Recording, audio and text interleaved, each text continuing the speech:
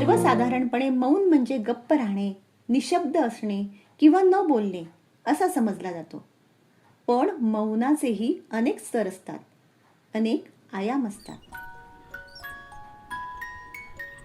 नमस्कार, मी अपर्णा उधानी. आज तुमच्यासाठी सादर करत आहे थोर भारतीय तत्वचिंतक विमला ठकार यांचे मौन या विषयावरील सुंदर आणि सखोल विचार. मौनाचा खरा अर्थ काय? चला तर ऐकूयात, मौन म्हणजे नक्की काय.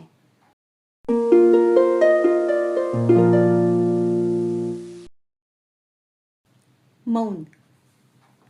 मोजकं खावं, मोजकं बोलावं, मोजकं चालावं, संयत असावं, काया दंडायची नसेल, निग्रह निरोध दमन पीडन करायचं नसेल आणि हसता हसता जर ही जीवन यात्रा करायची असेल तर मौन साधनेला सुरुवात करावी. प्रथम अनावश्यक बोलणं काढून टाकावं, आवश्यक तेवढंच बोलावं.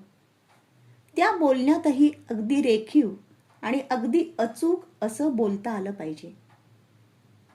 एका वाक्यात काम होत असेल तर विनाकारण 10 वाक्यांचं पाल्हाळ लावायची काही गरज नाही.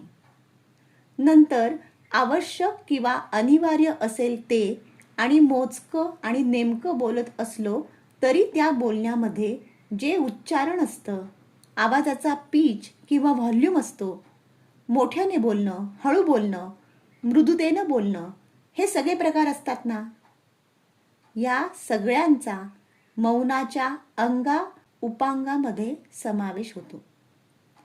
तर फार जोराने बोलणे, कर्कशपणे बोलणे, उच्चारण शुद्ध नसणे ही सगळी अशुद्धी आहे, ती काढावी. मग बाहेरचं बोलणं संपलं तरी मनुष्य आतल्या आत स्वतःशीच बोलत राहतो, कारण त्याला जगण्यामध्ये मौज वाटत नाही. त्याला भूतकाळामध्ये जे काही घडलं त्या सुखदुःखामधून जीवनाचा जो काही उरलेला रस असेल तोच परत परत चाखावासा वाटतो. म्हणून भूतकाळामध्ये मनुष्य जाऊन तिथलं संभाषण चालू ठेवतो. हे जे शब्दा वाचून, माणसा वाचून स्वतःशीच बोलणं आहे ते संपायला पाहिजे. या मनातल्या मनात अखंड सुरू असलेल्या बोलण्यानेही पुष्कळ शक्ती खर्च होते. आपल्या आतमध्ये ज्या वेळेला विचार येतो आणि त्या विचारांमागोमाग शब्द जन्माला येतो, त्या शब्दाला जन्म देतानाच शरीराची जी नाडी तंत्र आहेत आणि शरीरामध्ये असलेलं रसायन तंत्र आहे, या दोन्हीची शक्ती खर्च होते. तेव्हा हे जे मनातल्या मनातील बोलणं आहे हे सुद्धा मौनाला मोठं बाधक आहे. अभ्यासाने हे देखील साधलं तर त्याच्या पुढचं पाऊल म्हणजे आपल्या आतमध्ये संकल्प, विकल्प, विचार, भावना, कल्पना यांचं तांडव असतं. परस्पर विरोधी इच्छा, परस्पर विरोधी भावना यांचं द्वंद्व असतं. परस्पर विरोधी आकांक्षा व्यवहारात जगता तर येत नाहीत. मग त्यांचं आतल्या आत धर्मक्षेत्रे, कुरुक्षेत्रे असं परस्पर युद्ध चालत असतं. ही संकल्प विकल्पांची क्रीडा, ही विचार विकारांची क्रीडा, त्यांचं नर्तन जोपर्यंत चालतं तोपर्यंत मौन नाही.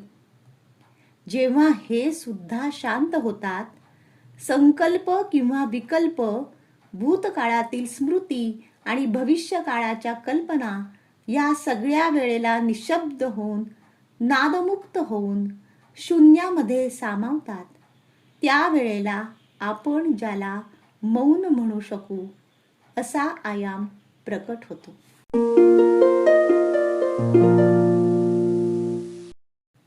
हा व्हिडिओ कसा वाटला ते कमेंटमध्ये लिहून नक्की सांगा. आवडल्यास या व्हिडिओला लाईक आणि शेअर करा. आपल्या YouTube चॅनलला सबस्क्राईब केलं नसेल तर सबस्क्राईब आवर्जून करा. धन्यवाद.